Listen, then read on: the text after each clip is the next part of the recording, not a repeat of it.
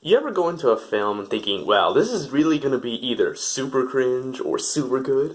Well, Purple Hearts is both. So Purple Hearts starts these two characters, Cassie, Luke, and they're going to get married even though they don't love each other to kind of scheme the government for benefits because Luke is in the military, and if he gets married, he gets some extra money to be able to pay off his debts that he owes.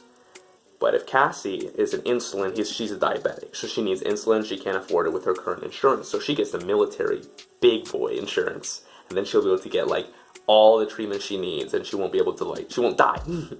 So they kind of get into this little arrangement, like mutual beneficiaries, and so obviously, I'm not going to try and spoil too much while I do this review, but sorry if I slip up here and there because it's hard to explain a simple plot without saying some of the parts. So, overall, I find it interesting because there are a lot of cringe moments in the movie, and I'm like, ah, my eyes, they hurt. But then there's some moments that are like kind of done really well. It's like, is this the same movie? Is this the same movie? You just had this moment happen, and then you're just gonna go and pick a great moment. It's like, really? These movies are always interesting because it shows potential to be like in the future for these filmmakers to make even better movies because they have hints of genius with sprinkles of cringe around. And if long as they can remove those and make it full genius, it'd be great. But for now, we have Purple Hearts. So for the cinematography, honestly, they have nice shots. It's fine, you know what? There's nothing like super out of the ordinary. Sure, a nice beach shot, sure, a nice sunshine shot. I'm not gonna say it's like bad, but it's nothing like out of this world. But I don't definitely think this is a cinematography movie. I think for the plot, for how small the plot is, they kind of had a lot to talk about. I think the twists that they put, yeah, I mean, they're fine. They're nothing special. Like, you could probably guess the twists before they happen. They're not super, super obvious, but like, if you were making this film, and you were like, how can I twist this film to make it better? And to make it more, like, interesting and exciting, or just, like, emotional. Those are, like, the obvious choices that you would go for. And I'm not sure if there are really any other choices that they can really go for because the plot just doesn't allow room to really reach into stronger depths of like plot development. So for romance movies, I usually try to see if there's like romantic chemistry between the actors, and this one's a little bit different because they're not supposed to have romantic chemistry at first because they don't actually love each other. So it's funny seeing all the reviews saying, oh, they don't have romantic chemistry. Well, for most of the movie, they're not supposed to. Because they're not in love. They're married for convenience. And if they had romantic chemistry at those moments, that would be stupid. So, I would say overall, once they do start developing more and more of a connection, I do think that it develops decently well. It's not like the best romantic chemistry in the world. I'm saying it's good. Good enough. Like, I feel it.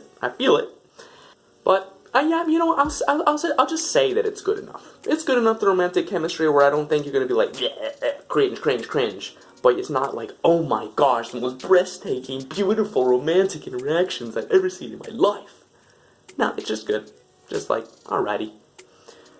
So, to continuing on, they also have this little thing that they wanted to do in this movie, which I think is, is a neat touch.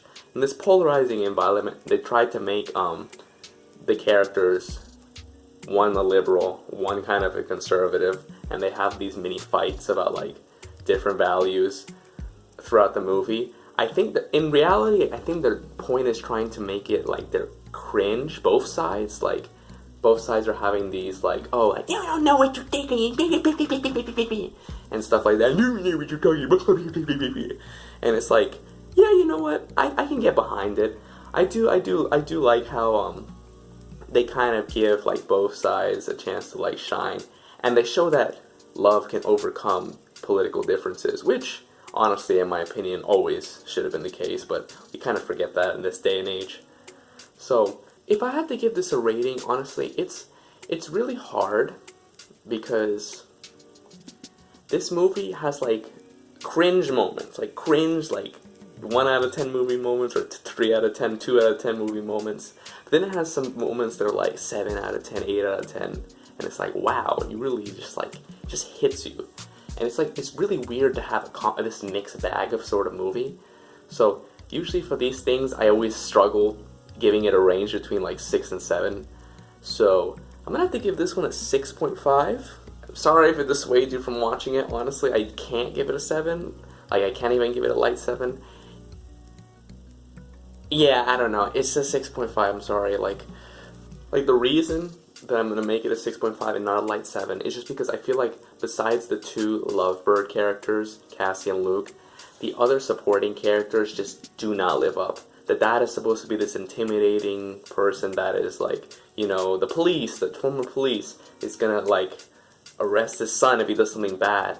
But they kind of fade away with that trope, and they just make him this kind of nice guy that just wants the best for his son, without even exploring bad dad side, which I don't understand why they presented it as bad dad if they're just gonna make it the compassionate guy, and then, oh, I'm disappointed in you. That's not a bad dad side. I'm sorry, or a strict dad, whatever.